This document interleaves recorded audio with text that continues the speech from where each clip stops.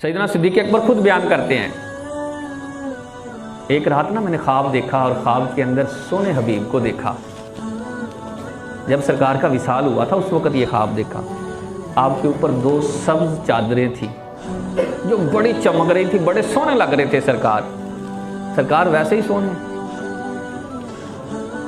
تو کہتے ہیں کہ سرکار میرے قریب تشریف لائے اور آ کر مجھ سے ارشاد فرمانے لگے، یار ابو بکر تیرا ہم سے ملنے کو دل نہیں کرتا؟ کہتے ہیں سرکار کا اتنا فرمانا تھا میں رونے لگ گیا، خواب کے اندر روتا جا رہا ہوں۔ سرکار نے فرمایا یار ابھی نا تیری اور ہماری ملاقات میں کچھ دیر ہے۔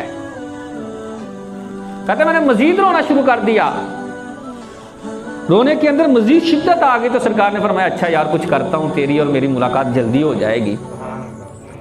خواب کے اندر ہی روتے جا رہے ہیں تو گھر والوں نے آ کر اٹھایا، کیا کر رہے ہو؟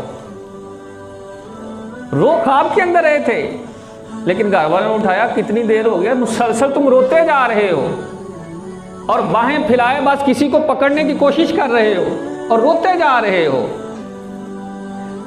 جب آپ نے گھر والوں کو خواب سنایا، میں تو خواب کے اندر سرکار کو تھامے ہوئے تھا اور اسی لیے رو رہا تھا کہ سرکار مجھے جدا نہ کرے۔ تو سارے گھر والے بھی رونے لگ گئے۔ سپنے دے وچ ماہی ملیا تے میں پا لئیاں گل وچ باہاں، ڈر دی ماری اکھ نہ کھولا کہ کتے پھر وچھڑ نہ جاواں۔ عشق رسول ہے۔